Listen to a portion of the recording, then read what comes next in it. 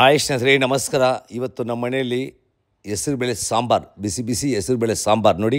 ಬಿಸಿ ಬಿಸಿ ಇಡ್ಲಿ, ಬೆಳಗ್ಗೆ ಬ್ರೇಕ್ಫಾಸ್ಟ್ಗೆ ನೋಡಿ ಇಡ್ಲಿ ರೆಡಿ ಆಯಿತು. ಬಿಸಿ ಬಿಸಿ ಇಡ್ಲಿ, ಪಕ್ಕದಲ್ಲಿ ಆಮ್ಲೆಟ್ ನೋಡಿ. ಬೆಳಗ್ಗೆ ಬ್ರೇಕ್ಫಾಸ್ಟ್ಗೆ ಆಮ್ಲೆಟು, ಇಡ್ಲಿ, ಹೆಸರುಬೇಳೆ ಸಾಂಬಾರು.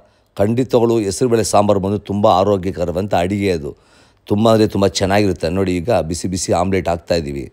ಆಮ್ಲೆಟ್ ಹಾಕಿದ ತಕ್ಷಣ ರಪ ರಪ ಅಂತ ಸ್ವಲ್ಪ ಎಣ್ಣೆ ಬಿಟ್ಟು ತಿರುಗಿಸಿ ಬಿಸಿ ಬಿಸಿ ಇಡ್ಲಿ ಪ್ಲೇಟಲ್ಲಿ ಇಡೋದೆ, ಬಿಸಿ ಬಿಸಿ ಹೆಸರುಬೇಳೆ ಸಾಂಬಾರು ಪ್ಲೇಟ್ಗೆ ಹಾಕೋದೆ, ಬಿಸಿ ಬಿಸಿಯಾಗಿ ಬಾರಿಸೋದೆ.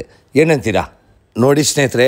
ಆದಷ್ಟು ಮನೆ ಊಟನೇ, ಹೊರಗಡೆ ತಿನ್ನಬೇಡಿ ಅಂತ ಹೇಳ್ತಾ ಇಲ್ಲ. ಆದಷ್ಟು ಸ್ವಲ್ಪ ಕಡಿಮೆ ಮಾಡಿಕೊಂಡು ಮನೆ ಊಟನ ಟ್ರೈ ಮಾಡಿ.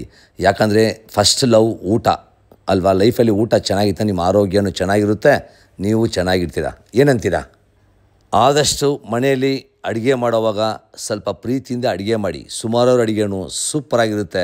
ಬೆಳಗ್ಗೆ ಬ್ರೇಕ್ಫಾಸ್ಟ್ಗೆ ಇಡ್ಲಿ, ಹೆಸರುಬೇಳೆ ಸಾಂಬಾರು, ಬಿಸಿ ಬಿಸಿ ಒಂದು ಆಮ್ಲೆಟ್ ಖಂಡಿತವಾಗಿ ತಿಂದರೆ ಕಳೆದೋಗ್ತೀರಾ. ಅಷ್ಟು ಸಖತ್ತಾಗಿರುತ್ತೆ. ನೀವು ಹೊರಗಡೆ ಹೋಗಿ ಎಷ್ಟೇ ಊಟ ತಿಂದ್ರೇನು ಮನೆಯಲ್ಲಿ ಮನೆ ಊಟನೇ. ಏನಂತ ಮನೆಯಲ್ಲಿ ನಿಮ್ಮ ತಾಯಿನೋ ಅಥವಾ ವೈಫೋ ಯಾರೇ ಅಡುಗೆ ಮಾಡೋವಾಗ ನೀವು ಸ್ವಲ್ಪ ಫ್ರೀ ಇರೋ ಟೈಮಲ್ಲಿ ಅವ್ರಿಗೆ ಸಪೋರ್ಟ್ ಮಾಡಿ. ಯಾಕಂದರೆ ಯಾವ ಒಂದು ಹೆಣ್ಮಕ್ಳನ್ನ ಪರ್ಚೇಸ್ ಮಾಡಿಲ್ಲ, ಅವ್ರು ಕೆಲಸ ಮಾಡೋವಾಗ ಸ್ವಲ್ಪ ನಾವು ಜೊತೆಯಲ್ಲಿ ಸಪೋರ್ಟ್ ಮಾಡಿದ್ರೆ ಅದು ಖಂಡಿತಗಳು ಅಡುಗೆನೂ ಸೂಪರಾಗಿರುತ್ತೆ, ಫ್ಯಾಮ್ಲಿನೂ ತುಂಬ ಅಂದರೆ ತುಂಬ ಚೆನ್ನಾಗಿರುತ್ತೆ.